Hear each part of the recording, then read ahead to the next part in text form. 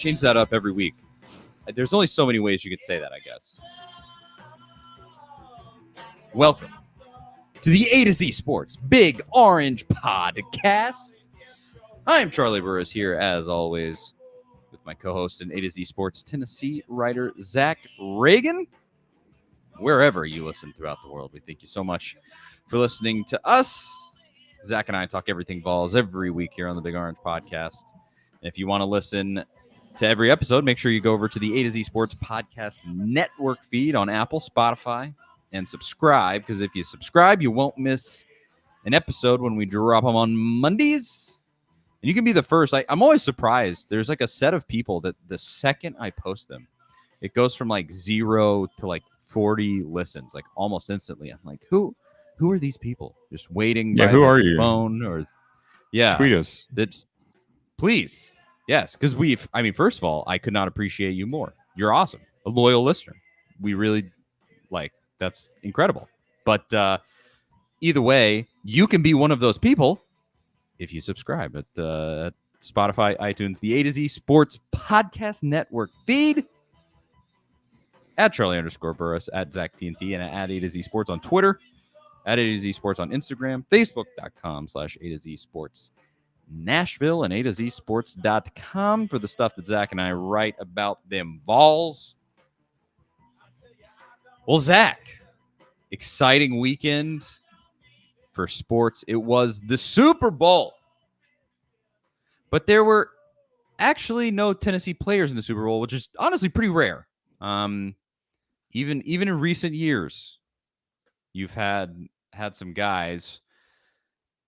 And what it really was, as far as that goes, was the Super Bowl of the guys who should have played at Tennessee. And it hurt. I can't lie. It was a very fun game for sure, and we can talk about that.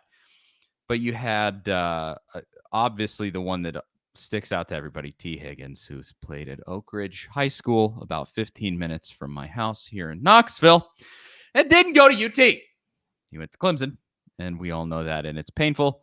Van Jefferson and Jalen Ramsey, all from Tennessee. The tight end for the Rams, what was Bryson something? Well, who knows how many of them there are? Yeah. Honestly, with Butch Jones out there were a trillion. And then when he did get the good players in here, he wouldn't use them the best way that they could be used. So, good time. Very fun game, but it was hard not to feel like you watched T. Higgins make that. Admittedly, he threw the defender down to the ground by his face mask, but still made the touchdown catch for the Bengals. You watch that and you just go, why? That, what did you think of the game? Otherwise, I think a universal experience, even though this is not, a Bengals or a Rams podcast. Your thoughts on the game as a whole? Well, first off, just to touch on what you were talking about there with the players from Tennessee, I saw somebody tweet this, and it's so true. If T. Higgins would have went to Tennessee, we'd just be talking about how underutilized he was at Tennessee, and he was probably like a 7th-round draft pick and just came out of nowhere type deal. So we kind of know how that would have played out had he went to Tennessee. I don't think he would have added more wins just because of who was the coach then. But I enjoyed the game. I found myself, I didn't really know who I was going to be pulling for. I'm pretty neutral in that aspect. I like Matthew Stafford, after what he's kind of been there with the Detroit Lions for 12 years and kind of paid his dues there. And he's a tough quarterback. He always has been. So, I like seeing him on that stage. I also really like Joe Burrow. I'm becoming a bigger and bigger Joe Burrow fan every day, it seems like. And so it would have been pretty cool to see him lead the Bengals to a Super Bowl win, just because of the story of how that would go. So I kind of found myself leaning towards the Bengals in that. I know it's not popular with some Titans fans probably, But either way, I thought it was a great game, good back and forth. The refs didn't really get too involved until later in the game. Until when it mattered most. Yeah. Speaking of, I don't know if you saw this or not. The the referees, they always speak to a pool reporter after the game, and most of the time you don't even hear anything about those reports unless there's just like a particularly bad call. Well, the head referee was asked last night about the face mask call that you referenced, where T. Higgins kind of threw Jalen Ramsey down. And surprisingly, he didn't say that they missed it. He just said that his guys felt like there was not enough of a grab of the face mask to affect the play.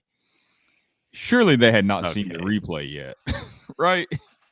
Dude, surely. To give them the benefit of the doubt, which, I certainly do not enjoy doing as a Tennessee fan, as we've been on the receiving end of some horrific officiating. But surely to goodness, I mean, you watch that replay, I don't know how it gets a whole lot clearer than that as far as that goes. I'm with you. The Stafford story is very likable. We had that conversation last week. People go, "Oh, he's a Georgia quarterback, whatever." First of all, once you Tennessee, get to the NFL. Yeah, I mean, exactly. You sort of forget about that. Tennessee beat him when he was at Georgia, so stop being petty. And then second, just being trapped with the Lions. Like, how do Lions fans feel? He was there for 10 years and didn't win a playoff game, and then he goes 1 year to the Rams and they win a Super Bowl. That's gotta hurt. It's, I know we could go off on the Titans for a long time, and we do from time to time. I'm not trying to go down that road, but really what the Rams did, they looked at Jared Goff and they said, this guy's not going to get us to where we want to go. And they made a huge move. I mean, a massive trade with multiple first-round picks to get Stafford, and it pays off in year one. I mean, how genius does that move look in retrospect? It's the exact reason why I want to see John Robinson make a move. That's exactly it. Yeah, do I think that with Ryan Tannehill we can be decent? Obviously, without Derrick Henry for most of the season, you were the number one seed in the AFC, but he blows it on the big stage, and that's the way that it is. So, you're not going to win with that guy, so you got to move on and you got to find somebody else. And it appears like they're not feeling that same way in the actual front office of the Titans, but that's neither here nor there. Going back to you said with Burrow, likable dude again. He was at LSU. I don't care much either way about that when they get into the pros. He is an incredibly likable figure, I think, for the NFL, and they have to be. How excited does the NFL have to be that he's emerging like that with Allen and Mahomes and all of these dudes finally becoming the stars that the NFL really needed? Everybody that they're becoming what people hoped Carson Wentz and Jared Goff would be. Exactly. So the league has to be pretty happy about that. But I will say I was rooting pretty hard against the Bengals for a couple of reasons. One, I had money on the Rams and I won a nice chunk of change. So please and thank you, Matthew Stafford. But then second, Quentin Spain plays for the Bengals. And this dude went out and was running his mouth after they beat the Titans. Like, I can eventually process a loss like that one. I'm a Tennessee sports fan. We've done it a million times. I can process a loss like that and be like, ugh, gross, but maybe next year. But Quentin Spain, the offensive lineman for the Bengals, going out after he got his ass whipped against the Titans constantly in that game. 9 sacks given up by that offensive line. And then he goes and he talks trash to who, in my opinion, will eventually be the best defensive lineman in the NFL if he is not essentially already that, and Jeffrey Simmons. He's the heir apparent to Aaron Donald. And Quentin Spain goes out and talks this trash on Twitter. And I wanted to see him lose. And ultimately, not only did he lose, he gave up the losing sack to Aaron Donald.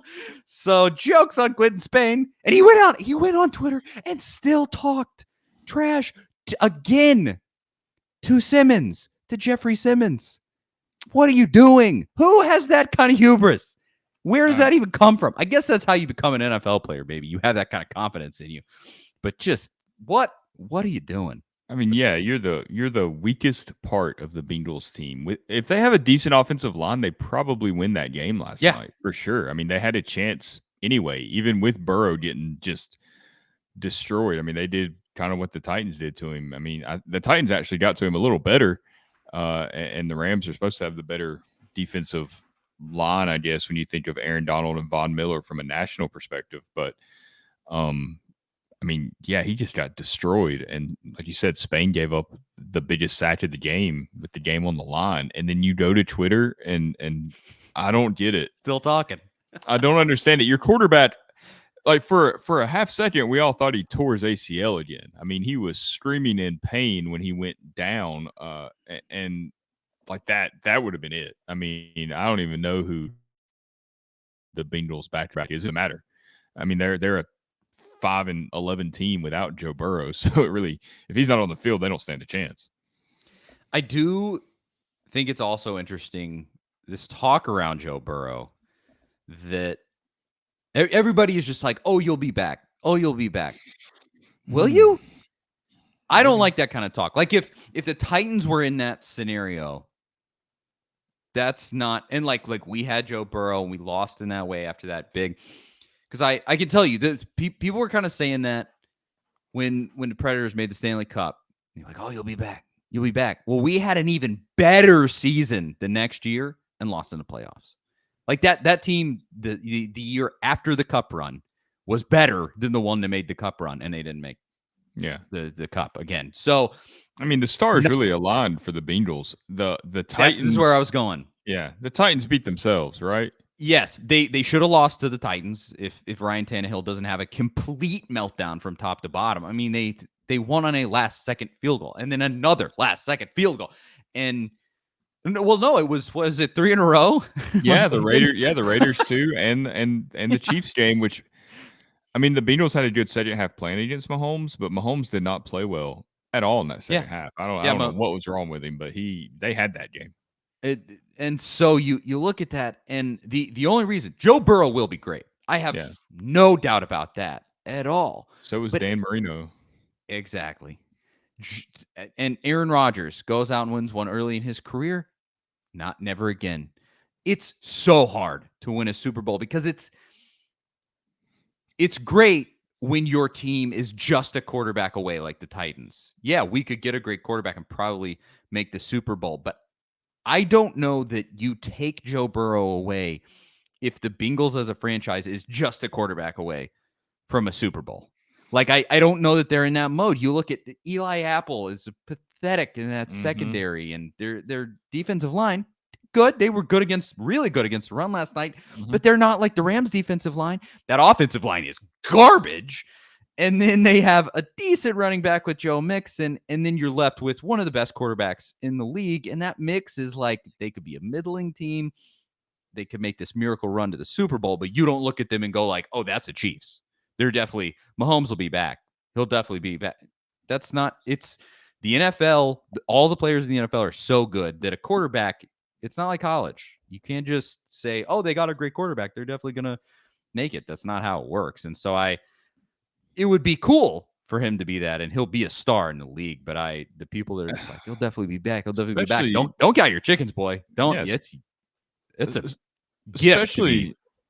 Especially the quarterbacks that you were just talking about, that, you know, Josh Allen, Mahomes, Justin Herbert, those guys are all in the AFC. I mean, that's you're going through those guys to get to the Super Bowl for the rest of your career, and that's going to be tough. I mean, it's just like Brady, Manning, Roethlisberger, and Rivers. I mean, look at Rivers, how great he was, and he never got there. I mean, he's an all-time great quarterback, and he never got there.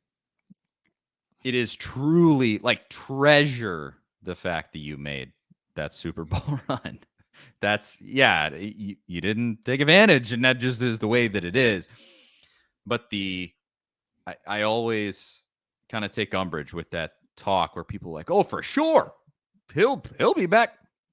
I don't know.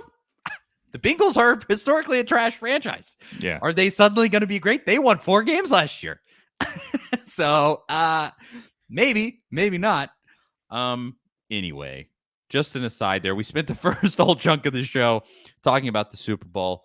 Maybe we can put in the description, like if you want Tennessee talk, skip ahead. But there's that. Now, the week in Tennessee sports, not much going on. Let's add this quick note in before anything. Zach, this week, baseball is back. Tony Vitello and the boys back in action this week. Very excited about it. I believe it's the end of this week. So that's fun. One thing, hopefully they're back at it. Got a couple of pretty serious injuries in the lineup right now. But if guys can come back, if the offense can be as good as it was last year still, I think Tennessee is right there. The preseason rankings, Tennessee has definitely gotten respect, I would say. So that's fun. And it always, I just remember as a kid when baseball was starting, you knew that school was almost over. That was always, it was like the signal. It's like, oh, it's baseball's opening day. Yeah. School, the end of school is not too far away. Now this college ball starts a little bit earlier, but it is always nice.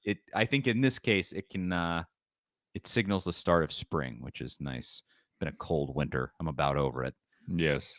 Well, I think ESPN is supposed to have like over 2,000 college baseball games that they're airing via all of their services, whether it's streaming or on satellite television, whatever you choose there. So there should be plenty of college baseball for everybody to watch. I know some of the Tennessee games are going to be televised, specifically that big series against Vanderbilt in Knoxville. I think it's in April, maybe. I'm not sure.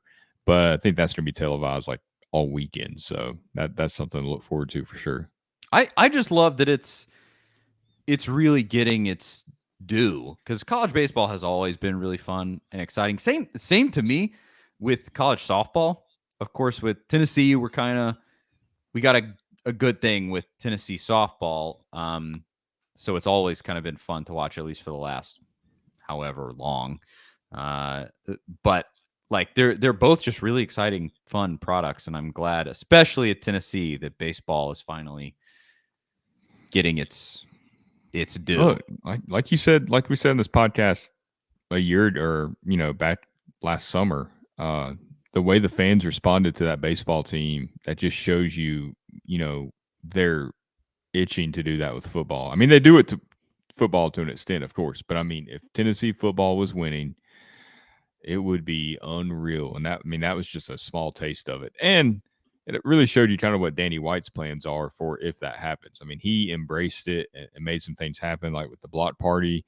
It was a great vibe, and that's something that could be fun if they really get everything moving in the right direction. So hungry for a winner. I mean, things are going well sort of across the board for Tennessee athletics right now. There's not many sports that are kind of in the dumper. And we just want not just a winner. We want a champion. We're close. Basketball, close. Baseball, you're close. But let's get there. Let's win a championship. Maybe baseball can do it this season. Maybe basketball can do it this season. And let's move on to that. That was going to be our main first topic before we got a little too far down the whole Super Bowl rabbit hole. Basketball this week. Great road win at Mississippi State. Really gutted it out. There is something to be said about how Tennessee is playing right now. You don't want to get ahead of yourself, but Tennessee is playing the best basketball it has all season right now. And you know what? A win over Vandy and a win over Mississippi State is nice. They're kind of middle, bottom of the league teams. But a win is a win, and especially a road win at a pretty tough place to play, Mississippi State. Like, this team is pretty mentally tough and has finally started making shots, and you're getting the emergence of some guys like specifically Zakai Ziegler, who is just electric. And now you got some young guys coming in with Olivia Kamwa going out, who have been making some decent plays. They need to get better, but Brandon Huntley Hatfield and Jonas Adu coming in. I don't know, man. Are we getting too excited? I feel like that Kentucky's going to be a good barometer. Yeah, for sure. I saw a tweet that really kind of deflated me after the Vanderbilt win. I think it was the next day. I said, yeah, this is what Rick Barnes does. He convinces you late in the season that this team's going to make a tournament run, and then they get to the tournament and bow out. And I was like, why? Why do you have to put that out there? I Don't say mean, that. it's true to an extent, but it doesn't have to be. And maybe it's not this year. I don't know. I guess we should just not think about that and just appreciate what is happening in front of us. And you're right, it does feel like they got some momentum. And it's such a this team was the Kai Ziegler. It's they're in a good spot, but this is not it's not where I envision them being, or it's not how I envision them getting here at all. Like where the team is now with Ziegler playing a bigger role kind of than Kennedy Chandler, it seems like. I mean, who would have thought that at the beginning of the season, especially after Chandler had, kind of burst onto the scene. That's I don't know, it's very surprising to me. I agree, but I'll take it however it comes, and it shows like the difference that just a little step up in play can make from one guy. And this is why I really, really want to see the turning of the corner for Josiah Jordan James. Because, you see it with what it brings in Zakai. And Triple J has really stepped it up also in recent games. But you just see how it can lift a team where guys, you just add that extra 5 points in a game. And that's a win compared to a loss. You just add those couple of extra defensive plays and it's a win instead of a loss. Like it can be that razor thin in a tough league like the SEC in college basketball. And I don't need Kennedy Chandler to be great as long as Zakai Ziegler is also great. I mean, that would be amazing. You're obviously going to just be that much better if they both are awesome. And you have seen some of that. The end of that Mississippi State game was sort of that. Kennedy Chandler was doing nothing, and then right at the end, or was it? Am I thinking of? Was it the Vandy game where he did absolutely nothing, and then right at the end? Yeah. Okay, well, because the Mississippi State game, he scored like 18 points. That's right. Yeah. Kennedy had a great Mississippi State game. Then that Vanderbilt game did absolutely nothing, but came up clutch right at the end. So, however you got to go about it, I don't care. But as long as they're finding their way, it seems like there's really good chemistry going on right now, even with the loss of Kamwa. Man, hopefully it's not just false hope. And it's not like Rick has just been an absolute bust in the postseason. You ran into an odd buzzsaw with Loyola Chicago. And then Purdue has one of the greatest three-point shooting performances I've ever seen in a college basketball game. And you should have made the Elite. And you still very nearly won that game without a freak phantom call on Lamonte Turner to end that game. Still so annoying. It's not like they go and like get absolutely blown out in the postseason and they just lose their head. Now that happened last season. That did happen last season. And it's inexcusable. And there was talk after that season like, hey, Rick, get it together. That was garbage.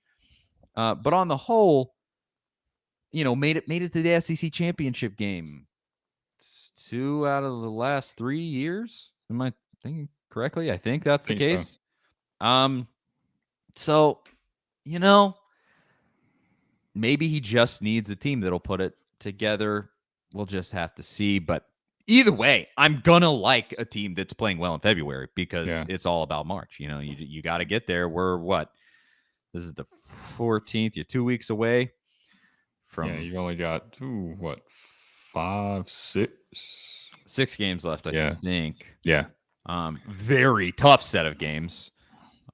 With you Kentucky travel to Arkansas, you got Auburn coming in. That's gonna be a huge game, and then you got to play Arkansas another time. I believe you play them on the road and at home.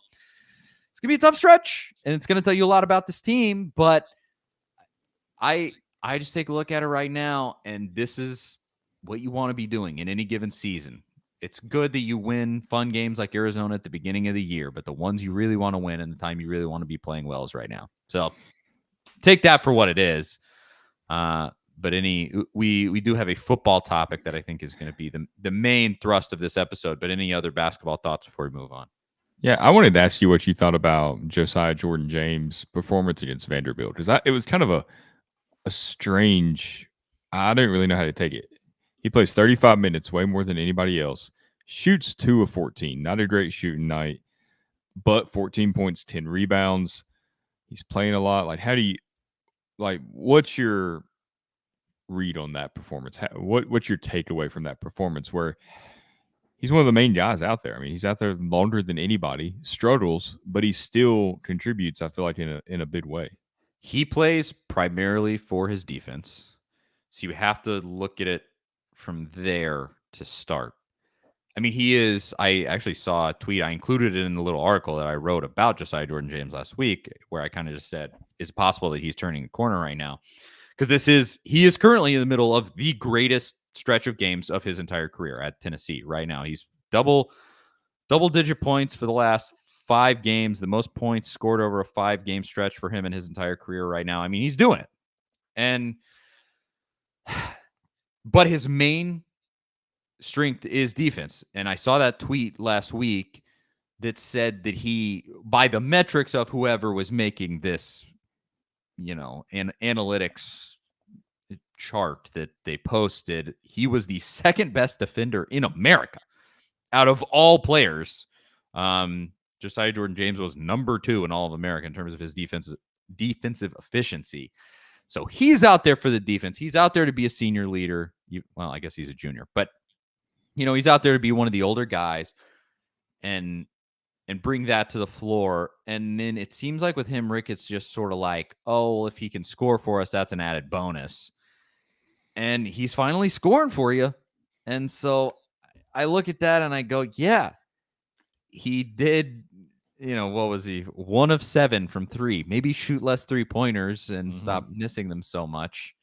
But otherwise, as long as you're dropping in 14 points like he did and providing the defense that you can, 9 of 10 from the free throw line is huge.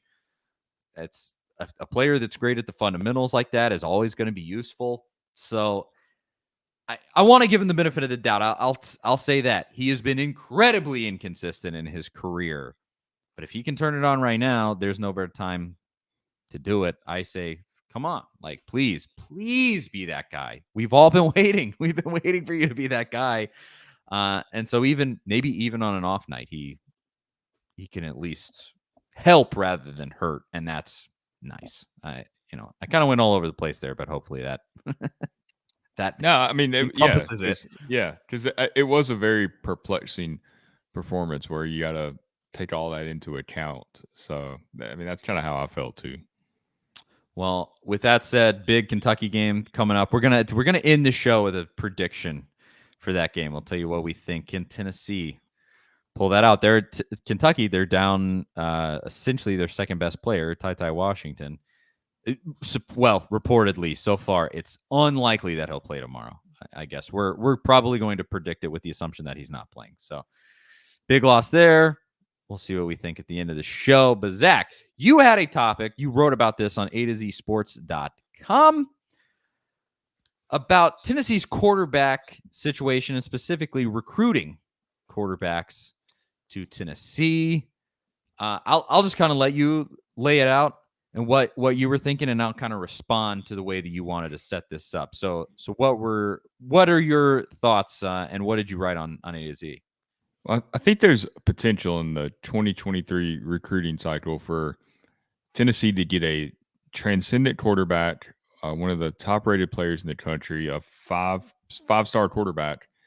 I think this is actually realistic. We've seen Tennessee miss on these guys so many times where they're kind of in it. You start to hear rumors, but I'm talking about Nico Iamaleava. I believe that's how you say his last name. Close enough. From Downey, California, 6'5", 195 pounds, 200 pounds. I mean, kind of prototypical size quarterback. He's an interesting guy because he really seems he's talked in some interviews. He wants to go to a school where he's really, really wanted. Like he wants to be shown that he's wanted. Oregon, Alabama, Georgia, Tennessee. Those are pretty much the schools in the mix. I think there was and Ole Miss. So Alabama, Georgia, Ole Miss, Tennessee, and Oregon look like the top 5 for this kid. Well, what's interesting is that he's number 1 on Tennessee's board. Those other four schools, were 3 of them. I'm not sure about Oregon. They're kind of the wild card in all this. It just really depends on where he wants to go. But you would think if it comes down to Tennessee and Oregon and distance isn't a factor, you should be able to beat Dan Lanning for a quarterback recruit. This kid wants to commit in May. There's other programs, Alabama, Georgia, Ole Miss. Their top target 2023 is Arch Manning. I mean, he's the number 1 rated quarterback in the country. We know all about his heritage, his genetics. Peyton Manning's nephew, Eli Manning's nephew, Cooper Manning's son. Seems to be the real deal. Great kid, great makeup. Seems to be the next superstar, and that's the top quarterback on those teams' boards. Well, Arch is taking visits in the fall. I mean, he's not anywhere close to committing.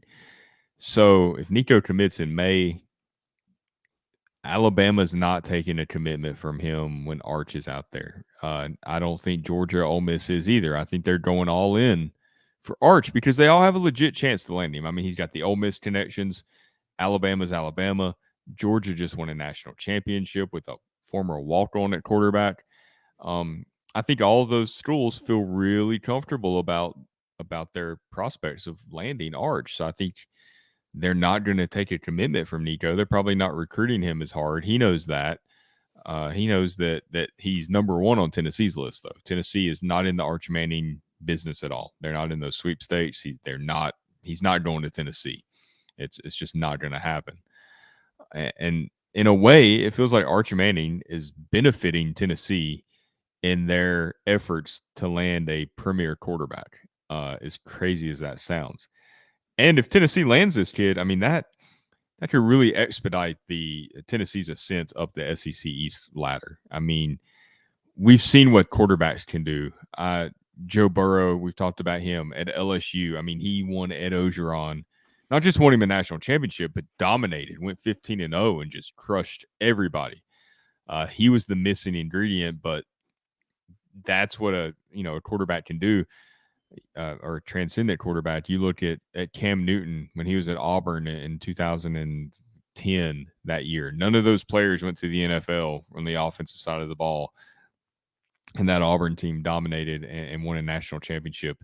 And then Gene Chizik got fired the minute Cam Newton was gone. I mean, sometimes all it takes, I'm not saying Tennessee's going to go get this guy and win a national championship, but Tennessee can get this kid. And if he's the real deal, hey, suddenly maybe they're competing against Georgia for the SEC East Division title. Maybe, they reach an SEC championship game. Maybe they go 10-2 or something. Maybe they finally beat Alabama. I don't know. But those options are on the table, I think, if you can actually land this kid. That's a really interesting point. I would say as much as I emphasized when we were talking about Joe Burrow and the Bengals earlier, like the NFL is not really just like get a good quarterback and you're going to be great kind of league. It's just more complicated that when you're talking about players that are as good as the guys in the NFL, not the college level, even in the SEC, at the top level of college football, you can just get a great quarterback and then be that team all of a sudden. I mean, I think you look this season at like Ole Miss, won 10 games with a team that was generally pretty subpar, a terrible defense. And, you look in that bowl game and you take away their quarterback and it just falls apart. And, a great quarterback can just carry you, man.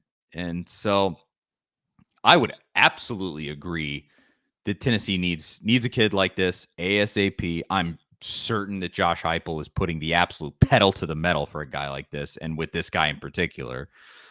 And I would say I hope that it is exactly what you said, that we can kind of, even though we're not getting Arch Manning, and I don't think that, at least I don't hope a lot of Tennessee fans were thinking Tennessee would definitely get Arch Manning. That was a long shot to begin with, because first of all, he's not Peyton's kid. There's some out there. Yeah. I I mean, he's not Peyton's kid. Like his dad went to Ole Miss. His dad didn't go to Tennessee, and the legacy is at Ole Miss, and Alabama is better. Like you just have a lot of factors working against you. And there's the whole narrative that the Manning family, Archie Manning, kind of lets his kids make their own decisions, which is why Peyton ended up at Tennessee. Though sometimes I question that narrative because Eli Manning refused to play for the Chargers, and you kind of wonder where that came from. But regardless, it does seem like they would not push him towards Tennessee. Tennessee's hasn't been good for a long time, so there's really no benefit there. I don't think the Mannings probably love Heupel's system because it's just not what they're used to. Not saying that it's right or wrong. I mean, whatever works. There's no just one way to go about it, but it doesn't really match up with what they do. Yeah, Heupel's system currently, it is the cutting edge of college football, and that's amazing, and it's been really fun to watch. Yeah, and look, we've seen Nick Saban kind of adopt a little bit of what Heupel was doing in the SEC championship game and the college football playoff, where they started going up tempo, trying to catch guys off guard, and that's what Heupel does. So if Saban is kind of following your lead, you're doing something right. Yeah, but there is that factor, but it is not like if Tennessee got really good, a guy like Arch Manning is going to look at Tennessee because they're really good. Yeah, not because Peyton. You can overlook in that case, you can maybe overlook the system and some things like that and just be like, I might be able to go there and win a national championship. Like that's a whole factor that Tennessee cannot sell to a recruit right now. Like they can say, come here because we're going to try to win a national championship. But a recruit knows like, okay, we're pretty far from a national championship team at the moment. Like these kids are not dumb. And, eventually Tennessee could be super attractive to a kid like that. But currently, I think you got to be looking at a guy like you said, Amalieva. It's something like that. I am Aliva. I am however it is spelled. Sounds like a Samoan Hawaiian kind of name, but which I saw when I did post this article on Facebook. I did see a lot of comments of, I'm not sure you want to sign a guy whose last name is I am a lever. Who is that kind of what it breaks out to? Well, and look, that brings a point to mind. That's one reason why I think Alabama, Georgia, and Ole Miss, because they're getting guys too, are willing to go all in on Arch Manning and miss on this guy because they know they're going to find a quarterback in the portal. I mean, those schools, they'll have a guy. I mean, Ole Miss is doing it this year with Jackson Dart. We've seen Alabama and Georgia, if they need to do it, they do it. That won't be a problem for them. So missing on going all in on a quarterback isn't really a risk for them when you're seeing these quarterbacks commit so early because they want to have a spot. Like rarely are they waiting. Like Arch is maybe the one that can wait because he can he could bump somebody out of their spot really if he wanted to. And that's a hindrance to Tennessee right now in a way because Tennessee needs these things to stretch out as long as possible. But maybe this particular situation will work out in their favor. Hopefully, because they are kind of in a nice position for a kid like this. You need as good of a quarterback as possible. You can sell that your numbers will be absolutely gaudy at Tennessee. You can sell that the skill players around you as a quarterback are going to be pretty good. And even if they're not that good, Josh Heupel's system makes them look good. And, you can sell all of that. But yeah, it's just not the current setup at Tennessee is just not going to be attractive to a kid like Arch Manning. He's looking to be elite and to win a national championship. That's why I think he's going to go to Georgia or Alabama. Like Ole Miss, that's so great. Too. You can be really hopeful. Oh, he'll come and be maybe super, if Kiffin goes, has another 10-win season, which maybe Manning's probably going to commit sometime in the fall. Maybe he'll wait till the early signing period. I don't know. I lean towards Alabama. That's going to be tough. Even though it's Peyton's nephew, Arch or Manning playing at Ole Miss is what that's traditionally what happens. That's not a big deal. But at Alabama, Peyton's going to be at those games. Like, he's going to be cheering for his nephew. Like, there's no way around it. It's family. You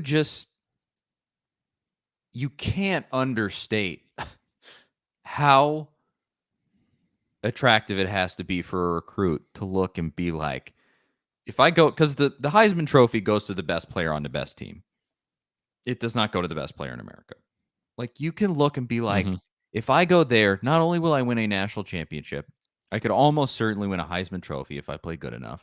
Even like, I don't even necessarily have to play that good because, like I said, like it doesn't go to the best play. Like I don't know who else it would have been this year. It might have gone. I don't know. Bryce Young. You kind of saw in the national championship. He's a little bit of a product of the system that he was in, and when you take away those star players on at the wideout position and some stuff like that, it gets a little bit tougher for him. But I digress. His teammate Will Anderson might have been more deserving. Exactly. So, but you just look in your Arch Manning and you just go, I want to have the greatest legacy possible. Where can I have that? You're gonna have it at Alabama.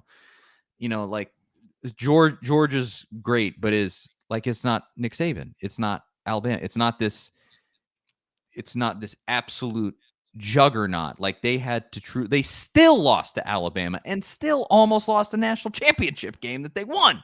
Like Alabama's just an absolute machine. It doesn't matter. And that just has to be like, how is that not like, how does that not translate to a recruit as the best destination? Like it just is what I hate it. It makes me sick to the deepest core of my stomach. Did Alabama, Tennessee's essentially primary rival is that. But that's the way that college football is right now, and that's the way that's going to be until Nick Saban leaves. Hopefully sooner than later. But so nobody can compete with that. Georgia can't compete with that right now. Yeah, they won a national championship, but it's their first one in 30 years, and Kirby Smart's not really a great in-game coach. Like, I don't know. It's gross, but it is what it is. And so you're just not at Tennessee right now. Is just not in that league. Your system is not advantageous for a guy like that. Your system is advantageous for a guy like Nico. That's what I'll call him. And it just, I think you're in a really nice spot. You go, hey, we can put up NIL deals as big as anybody else here. Yes. Come on down, and let's hook this kid up and make him a star at Tennessee. I think it would be absolutely awesome because Tennessee is not a quarterback away at the moment. They need some defensive help. Their quarterback this year was pretty good. Yeah. But having a guy who could maybe be in that transcendent level, amazing. It's what could take you over the top if you can get a better defense. And I think it would lead to that. I mean, you get a 5-star quarterback and it kind of the floodgates open in a way. Yeah. I mean, when was the last 5-star quarterback that Tennessee signed? I don't even know who that would be. I'd have to go back and look. Right. I mean, they haven't landed was Garantano on some services? He was the number one dual threat quarterback. Yeah, how can I that forget? year? As crazy as that seems, that is the case. I mean, he was pretty. I mean, Ohio State wanted him, so that was a pretty big recruiting win for Tennessee. Hopefully, this guy would be better than Garantano. Yeah, but I mean, you talked about the Jotty numbers, and I've heard people talk about, well, does Josh Heupel's system scare away, high-level quarterback prospects? And it might. I mean, we're kind of talking about that with Arch, like that's probably not what he's looking for. But on the other hand, Patrick Mahomes is probably the most popular player in the NFL right now, especially with Brady gone. I mean, he came from an air raid system kind of similar to what Heupel runs. There's a lot of similarities there.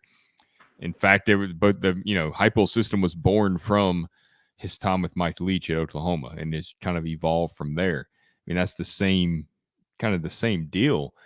I mean, you can sell that in recruiting. Like, hey, the NFL's doing some of this stuff too. Nick Saban's doing a little bit of it here and there. Like, this is the way of the future. This is how the quarterback position is going to be played. It's not 1985 anymore. You don't have to go out here and you don't have to play it like Peyton Manning. I mean, you don't have to make all these calls at the line and be the smartest guy on the field necessarily. You can go out there and just kind of sling it and make your own things happen there. To me, I've never been a college football recruit. Surprise, surprise. But it just seems like that would be so cool to hear that and be like, oh man, that sounds really exciting. That you're just like it's a system, but it's a system built for you as a college football quarterback. Like it is Mm-hmm. built for it to be easy and laid right out there.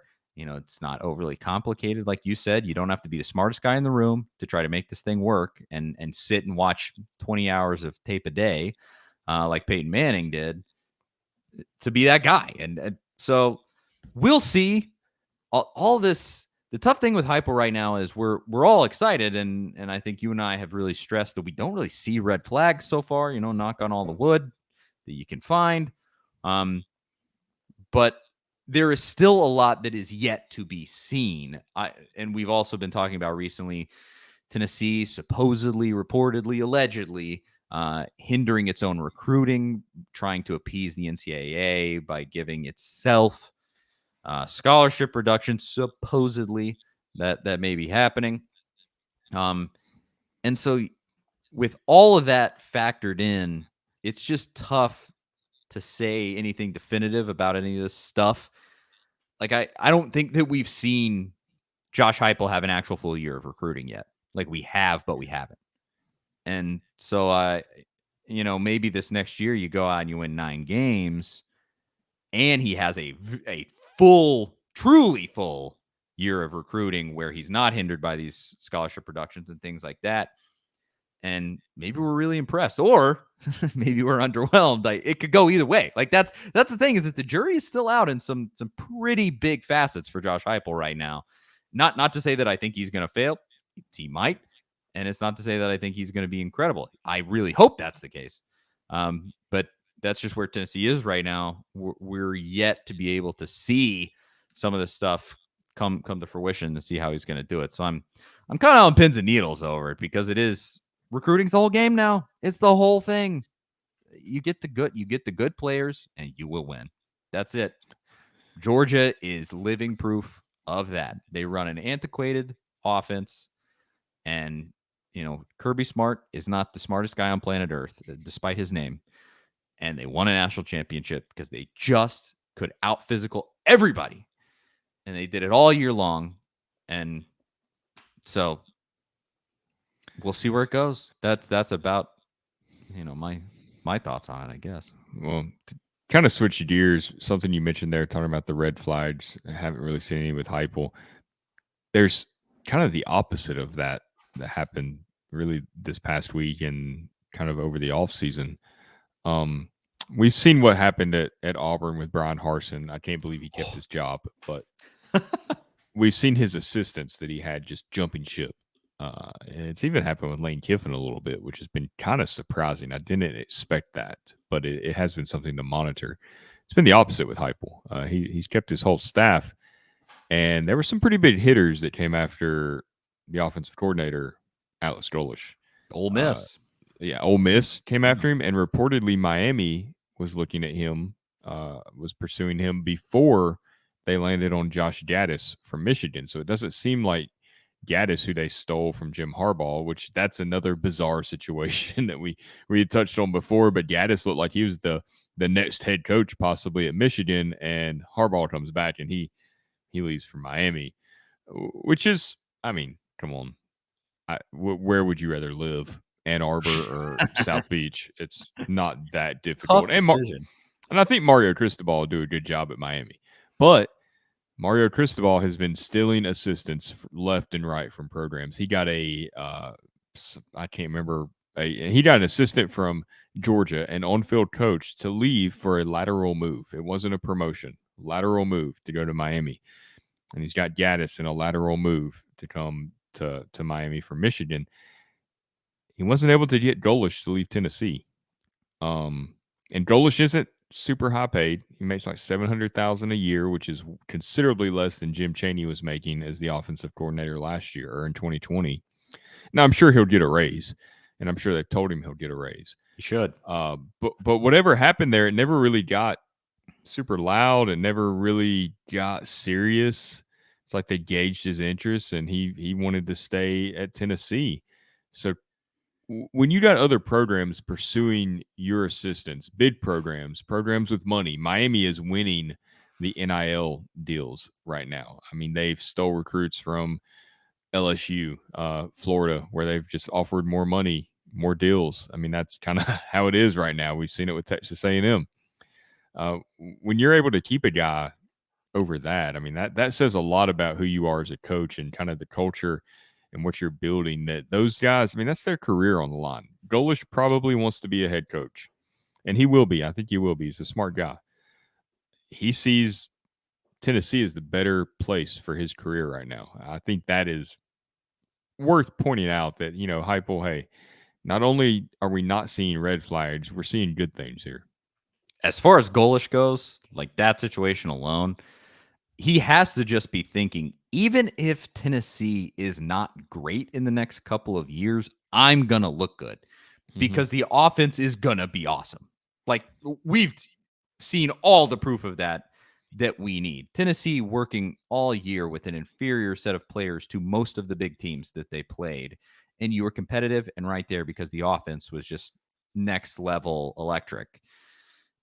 And so he just has to look and he goes, well, I could go down to Miami and I don't know what that guy's running down there or would want me to run. And it might not be as successful as this one. And if that nosedives, I just committed career suicide. And so he just knows if he stays at Tennessee, almost certainly, I would guess, obviously do not know his intentions, it's all speculation on my part, but he can stay here, almost look good no matter what happens, and then probably go get a head coaching job. I would assume is where he kind of wants to head with his career, like you said. So that's that singular situation, but I could not agree more on the whole. Keeping assistants is not just not a red flag, it's a green flag, so to speak. Yeah.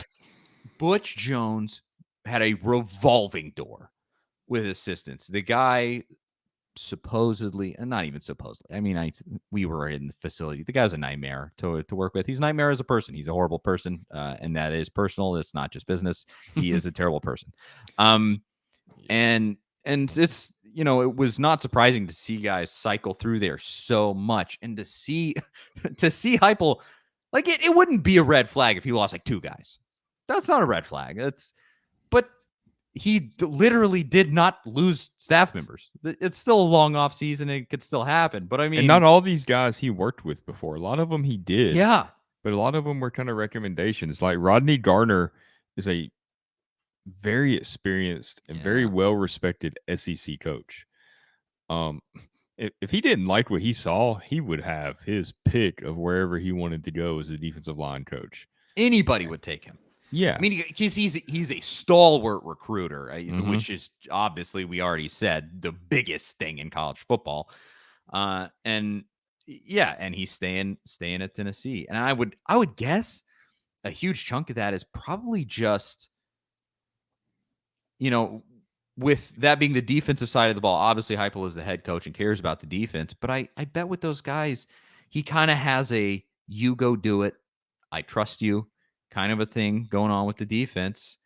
And there's got to be a huge, especially with the way some of these head coaches can be so controlling, there has to be major freedom in that. And it's got to be great as an assistant coach to not just have somebody like Jeremy Pruitt. All the reports that came out where it was just like he wanted to meddle in the offense constantly. And it was awful. And it made Jim Chaney look like he didn't know what he was doing with and he's a guy that we knew is not a terrible offensive coordinator. Like he showed it for years and years and years and years and years that he's not bad. And he came here and looked awful because Jeremy Pruitt's an idiot. And I think some of that stuff has to be going on where Heupel is letting his guys coach, which is huge. That was such a knock on Butch and Pruitt. And I'm incredibly encouraged by that. I would say, like I said, not only is it not a red flag to me, it's a green flag. Like, that's a very good thing that he was able to hang on to all these guys. There's really just two things that they've got to improve, and maybe we can save that for another week. The two things they need to improve, because that's a whole conversation to have. There's two things I feel like specifically that And I think they can. I think they will. So, we'll get to that another week. But yeah, they're certainly on the right track for sure. And keeping the assistants is key. That continuity where Hype will trust these guys. He doesn't, I mean, he's the offensive guy, obviously. It's all his system, but he doesn't have to be in that room to make sure it's installed the way he wants it to be installed. He can be with the defense. He can be with the offensive line because he has such trust in Golish and the rest of the offensive assistants. And that's hard to replace. Like you lose Golish, yeah, it's still going to be Heupel's system, but suddenly he gets stretched a little thinner because he's having to spend more time with the offense, and that's eventually it's going to happen. Hopefully, it's a situation where he just promotes somebody from the staff. Typically, we don't like to see that because that's what Butch Jones did with was it Larry Scott? That was a disaster. But in Heupel's case, I think we do want to see that because it's his offense. We don't want it to change. It works like this, so keep it that way. Keep the continuity as best you can, and Tennessee will be just fine. Yeah, 100% with you. It's huge and surprising, honestly. I kind of go with Heupel right now. I'm like, man, where's the catch? Who's gonna get arrested in the season? What's gonna happen? What's the catch?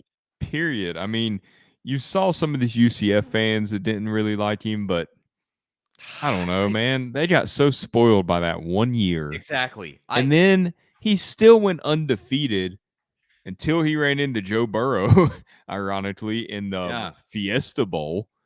That was the only game they lost that season. And then you lose some guys. It's still a 10-win season. Then you have the pandemic year, which we've pretty much decided it's not that we throw it all out because look, we trashed Jeremy Pruitt for only winning 3 games. We don't give him the COVID excuse, but it's kind of just because of how things went, where he's firing guys in the middle of games. But that 6-4 season really wasn't a true representation of who Heupel is. They weren't getting blown out. They were close losses. They had a lot of opt-outs.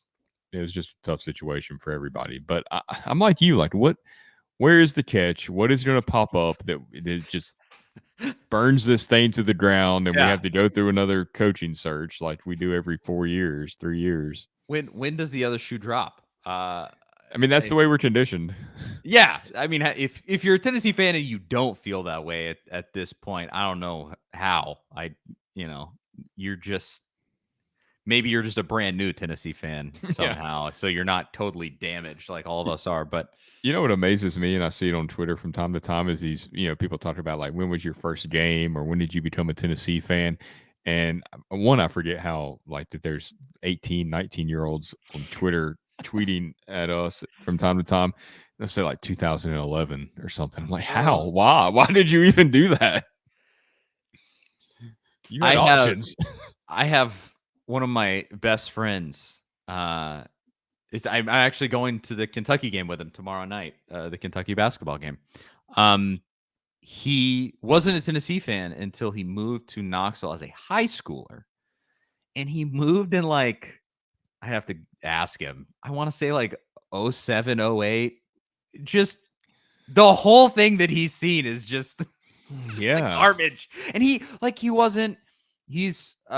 from St. Louis, and he's like a Cardinals fan, and kind of all of that stuff. Yeah, I doubt there's many passionate Missouri fans. Yeah, I mean, wasn't a Missouri fan. I mean, I always say that. Like, Missouri thinks they carry the St. Louis market. They don't. No. And came here and I was like, why? And he's, huge Tennessee fan. Went to Tennessee, and just like, why? How did you stick with it? Like, I was nearly born into this. I mean, my first Tennessee game was when I was, I don't know, 6 or something.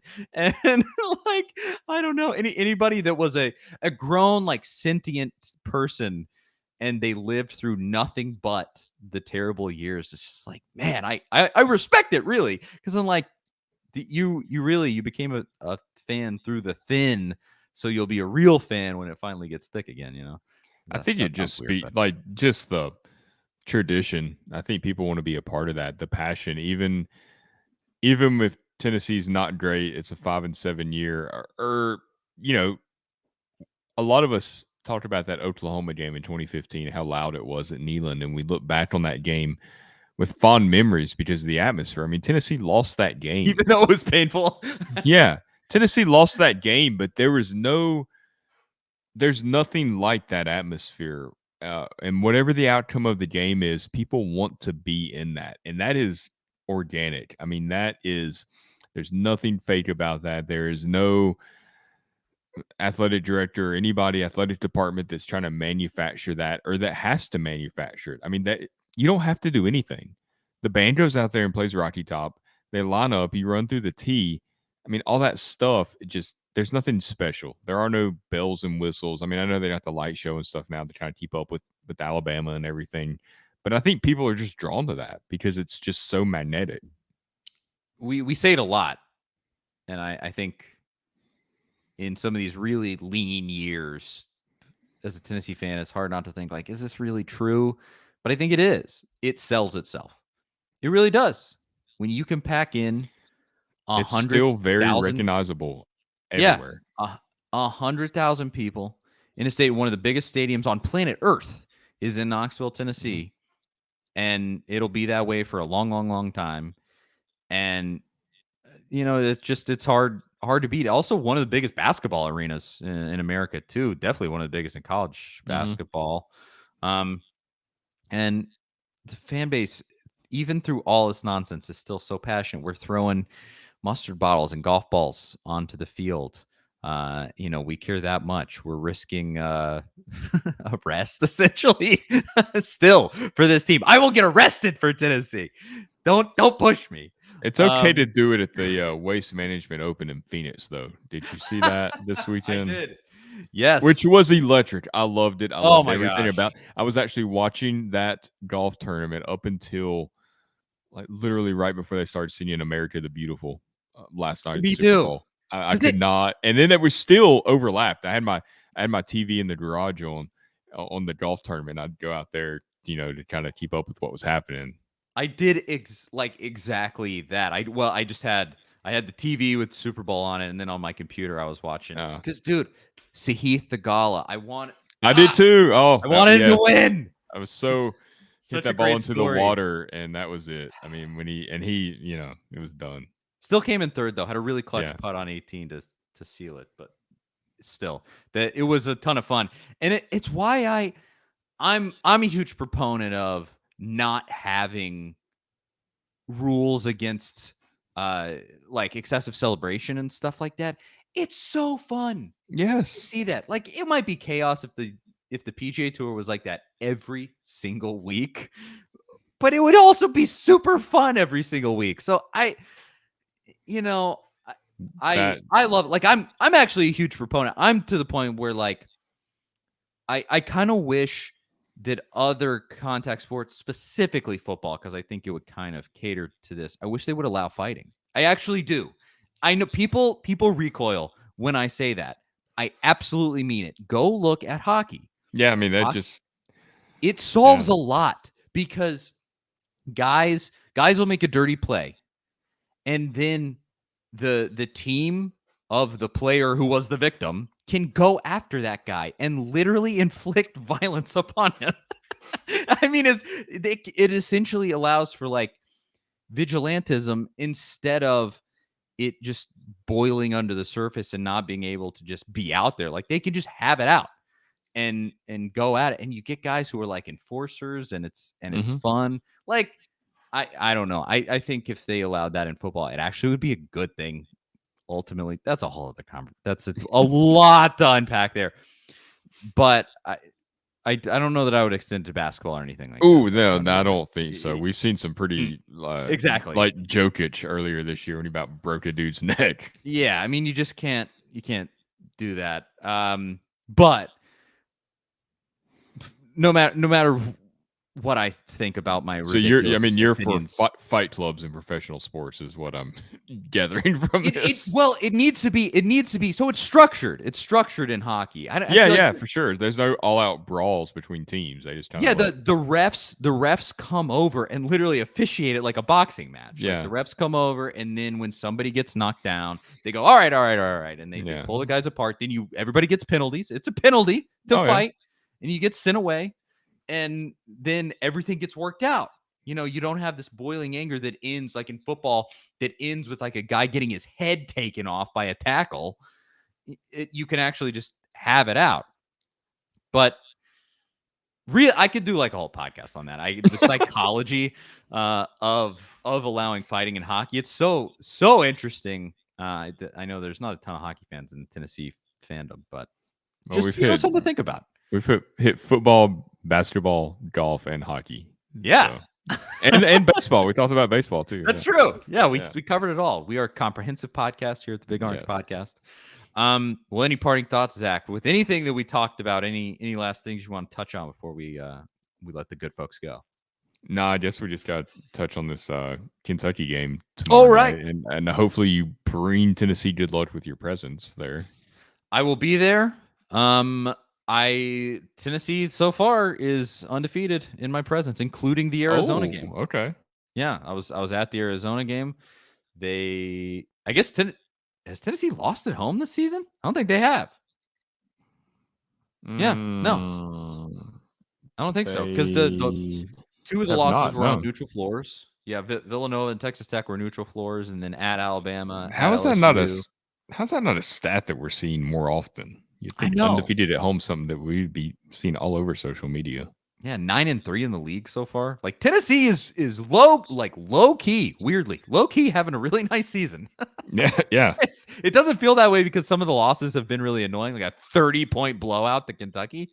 But like, it's pretty good season. You top 20. You know, everybody's kind of starting to look a little vulnerable, right? I mean, Auburn loses to Arkansas. Baylor? Who did Baylor lose to? They lost. It was an unranked team, right? They've lost a couple of times. They lost to Texas Tech. Most recently.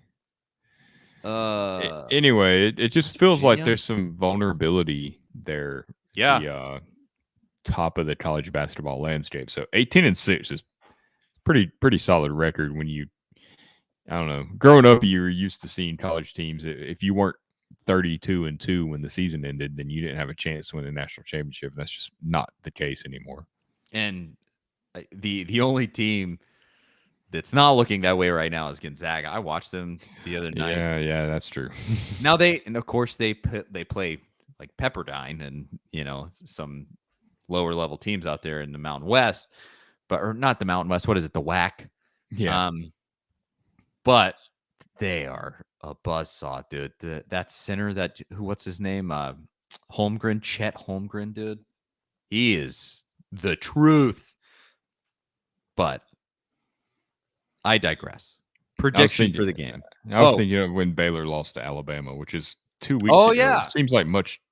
I don't know. It does not seem like that was over 2 weeks ago, but I don't know. This is a tough one to predict because Kentucky, I mean, I don't know. Without Ty Washington, most likely. That's true.